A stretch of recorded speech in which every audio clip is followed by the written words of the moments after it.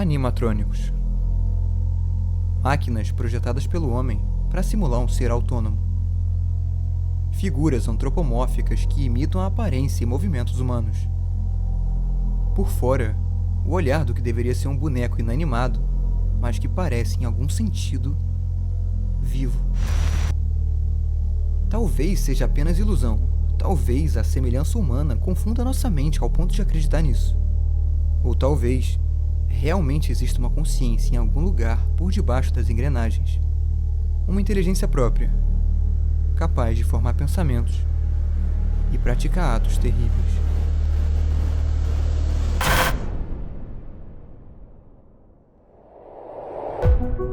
Nem sempre os animatrônicos foram sinônimos de terror. A real é que eles são usados há muito tempo e para diversos meios, tanto para recriar figuras extintas em museus a fins educacionais, quanto para ajudar em pesquisas científicas, terapias na área de saúde e, claro, ao simples e velho entretenimento. Se você já foi num parque de diversão ou algum evento temático, você com certeza deve ter visto um animatrônico. Eles são essenciais para gerar imersão e transportar as pessoas nesse mundo, onde criaturas irreais e personagens fictícios ganham vida.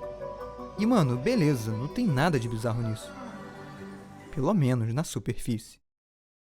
Graças à internet e à chegada de novas tendências no gênero do terror, os animatrônicos ganharam força, deixando essa imagem desinteressante e inofensiva de lado e começando a causar uns medinhos.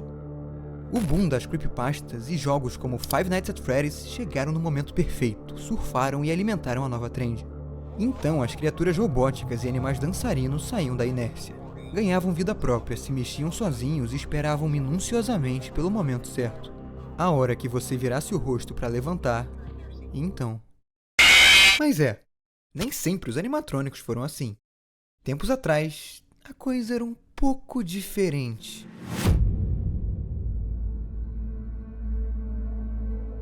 O turco, criado em 1770, é considerado um dos primeiros e mais bizarros animatrônicos já feitos.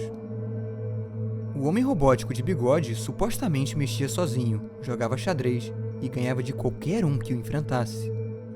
E mano, isso seria muito louco e completamente assustador se não fosse um truque de ilusionismo. Em um dos compartimentos da máquina se escondia uma pessoa, que operava o boneco fazendo ele parecer humano. A parada é que na época ninguém sabia disso.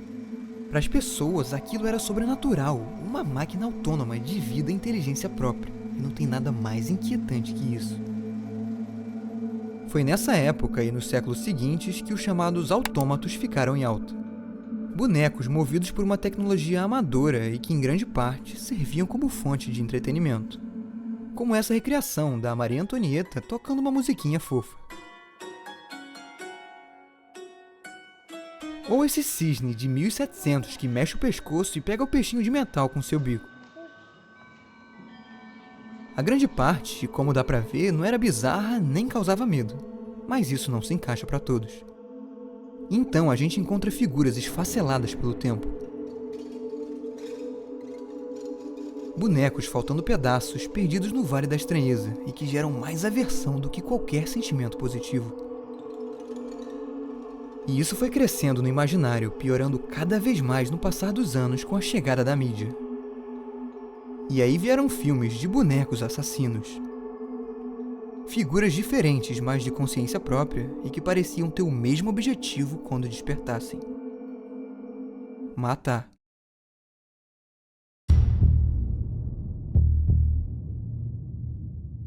8 de agosto de 2014. Lançava em todas as plataformas de jogos um joguinho com uma capa peculiar. No início, apenas mais um do gênero de terror no meio da concorrência. Anos depois, uma das maiores e mais influentes franquias do gênero.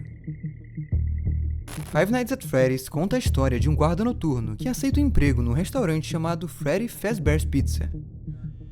De início, parece um lugar abandonado e aparentemente normal, mas como vocês devem saber, as coisas não são bem assim.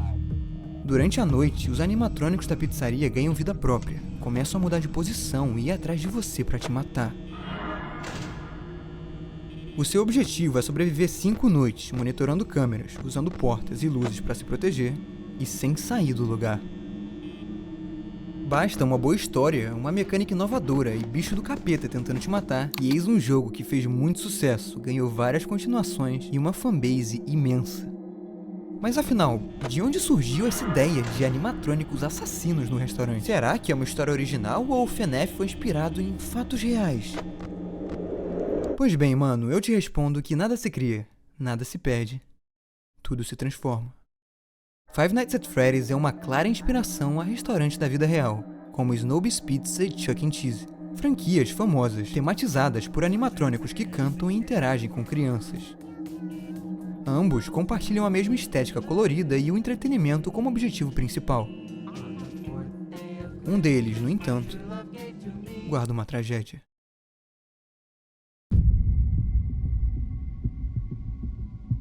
Era o final da tarde de uma terça-feira normal na cidade de Aurora, no Colorado. O restaurante Chuck E. Cheese funcionava a todo vapor. As crianças brincavam e pessoas desfrutavam de suas refeições, enquanto 4 jovens funcionários trabalhavam, próximos de encerrar o expediente. O céu escurecia, a lanchonete esvaziava, e os 4 colegas de trabalho arrumavam as últimas coisas antes de ir para casa. Mal sabiam que um evento trágico se aproximava e mudaria seus destinos drasticamente. Às 21 horas, um homem chamado Nathan Dunlap entraria no Chuck E. Cheese, pediria um sanduíche e jogaria um pouco no fliperama. 50 minutos depois de entrar pela porta, ele iria até o banheiro, se trancaria nele até que o restaurante fechasse às 22 horas e sairia de dentro, carregando uma pistola na mão.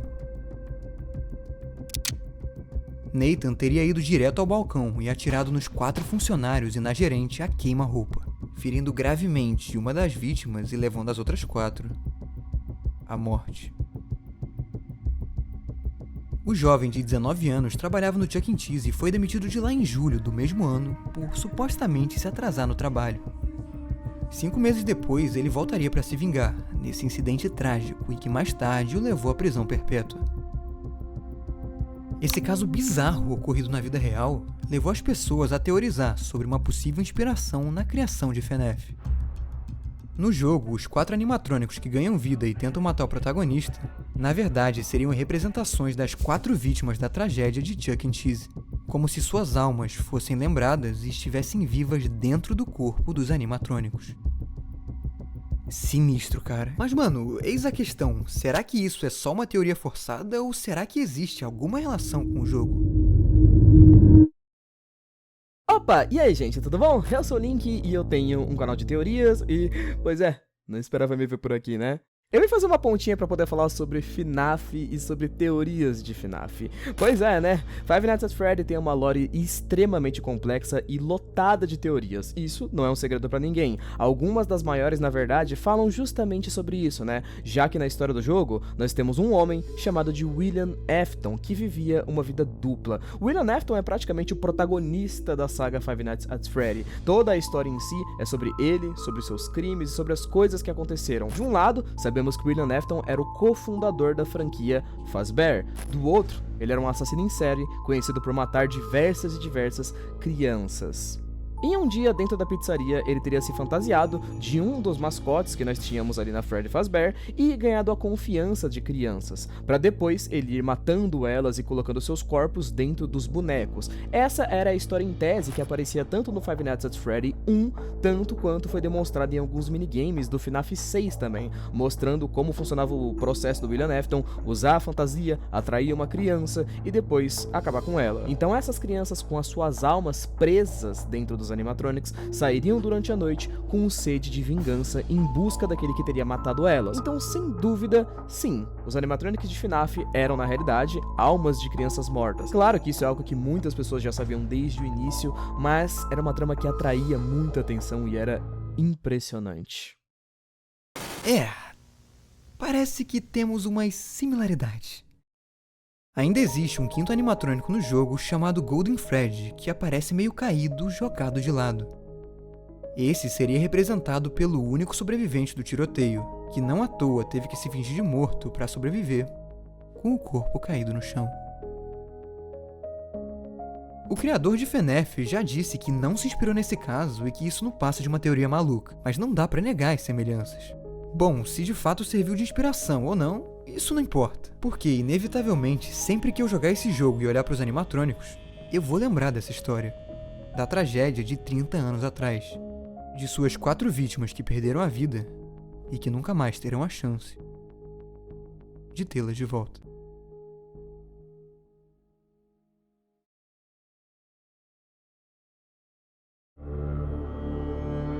Bom, a gente já viu os primeiros animatrônicos, o fenômeno de FNAF e suas possíveis inspirações. A gente também explorou brevemente a aversão que essas figuras causam. Mas no fim das contas, será que esse medo é apenas irracional ou existem motivos reais para temê-las? Mano, você pode pesquisar e varrer a internet, mas não existe nenhum caso comprovado de que essas figuras ganharam vida. O máximo que você encontra por aí são lendas urbanas e relatos de boneco assombrado, por exemplo, como Robert the Doll, um boneco supostamente amaldiçoado que mudava expressões do rosto e soltava risadas aleatoriamente.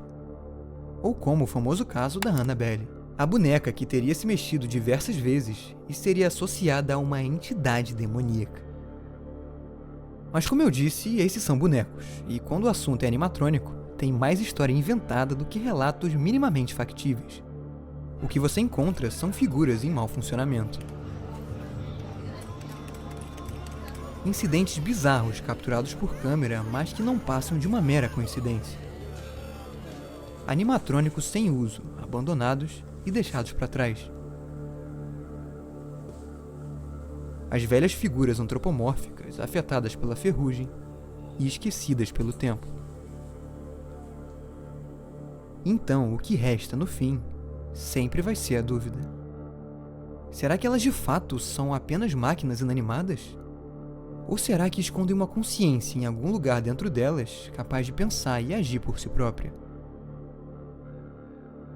Bom, eu, assim como grande parte de vocês, obviamente não acredita, mas com todo respeito a todos os bonecos e criaturinhas inanimadas que existem aí. Eu prefiro não dormir no mesmo quarto de vocês. Porque, né? Cético todo mundo é, mas nunca se sabe. Vai que um dia você acorda no meio da noite, abre os olhos e encontra na sua frente os olhos do que antes era um pedaço de metal, mas agora